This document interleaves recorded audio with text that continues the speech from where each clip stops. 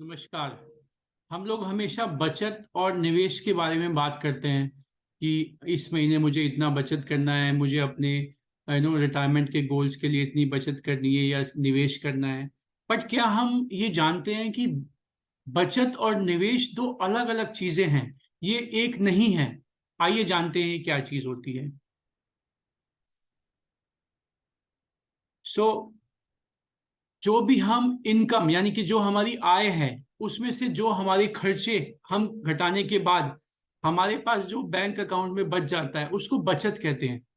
ये तो एक ऑर्डिनरी अप्रोच है। नॉर्मल एक लेमैन यही काम करते हैं, लेकिन स्मार्ट अप्रोच क्या है?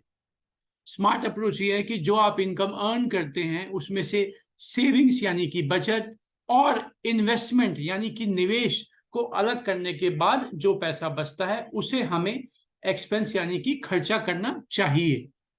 डिटेल्ड वीडियो में आपको बाद में बताऊंगा कि सेविंग्स और इन्वेस्टमेंट हमें किस वजह से करना चाहिए, जिससे आपको पता चलेगा कि ये मेरी सेविंग्स के लिए है और ये मेरी इन्वेस्टमेंट के लिए है।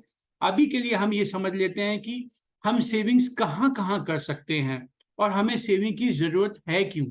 सबसे पहले सेविंग की हमें जरूरत इसलिए है क्योंकि कोई भी ऐसी इमरजेंसी जो हमारी लाइफ में आती है, या कोई घर में बीमार होता है, या किसी भी रिलेटिव की शादी, गिफ्ट, बर्थडे, कुछ भी एकदम से ऐसा आता है खर्चा, या आपके किसी फ्रेंड ने, किसी फैमिली मेंबर ने आपसे पैसा बोरो करना है, उधार लेना है।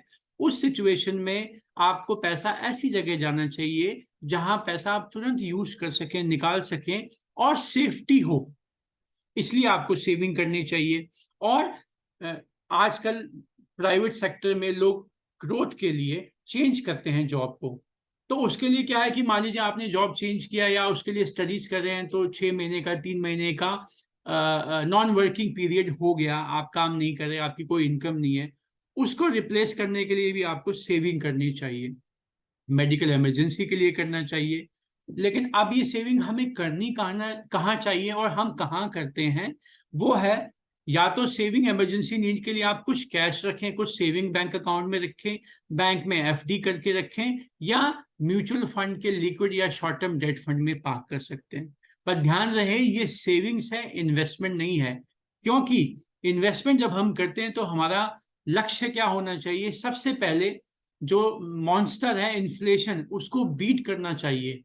क्योंकि मैं देखता हूं आमतौर हम लोग जो इन्वेस्ट करते हैं, हम लोग हैफ हजार्ड मैनर में इन्वेस्ट करते हैं। हम लोग अपने फाइनेंशियल गोल को डिफाइन नहीं करते, या जानते हैं लेकिन उसको प्रॉपर वे में पेपर पे डिफाइन नहीं करते, या उसे स्मार्ट गोल की तरह डिफाइन करके अचीव नहीं करते। उसकी वजह से हम लोग, हमें करना तो इन्वेस्टमेंट चाहिए लेकिन हम सेविंग करते हैं। और इन्वेस्टमेंट करने के लिए मतलब क्यों करना चाहिए? हमें इन्फ्लेशन को बीट करना है। आपको पता है आज के डेट में इंडिया में इन्फ्लेशन 7% है बेसिक। अगर मेडिकल फील्ड में जाए या एजुकेशन में जाए तो वहाँ 10% इन्फ्लेशन है। फाइनेंशियल गोल्स को पूरा करने के लिए, वेल्थ क्रिएशन के लिए, इनकम को रिप्लेस करने के लिए, और अपनी सेकेंड लाइफ यानी कि इन्फ्लेशन रिटायरमेंट के टाइम में सेकंड सोर्स ऑफ इनकम के लिए हम लोगों को इन्वेस्टमेंट करनी चाहिए। और इन्वेस्टमेंट आप कहाँ करेंगे? आपको इन्वेस्टमेंट के लिए सेविंग्स अकाउंट, बैंक एफडी में पैसा जमा नहीं करना है, बिकॉज वो लॉन्ग टर्म में इन्फ्लेशन को बीट नहीं करता है।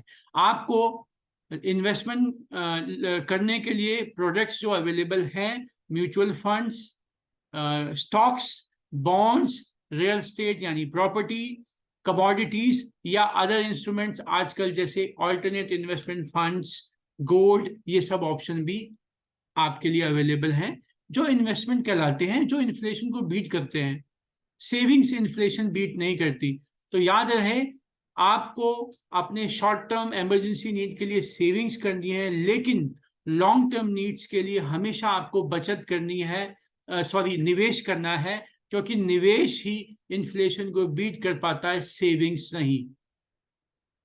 I think this is all. I think मुझे लगता है कि इस वीडियो से हम आपके फाइनेंशियल लाइफ में कुछ वैल्यू ऐड कर पाएंगे। और कोई भी क्वेरी या किसी भी निवेश से रिलेटेड, सेविंग से रिलेटेड कोई क्वेरी हो, आपको कोई क्वेश्चन हो, तो you can always DM, call us and ping us. This is Rohit Kumar. Signing out until we meet again. Thank you, धन्यवाद।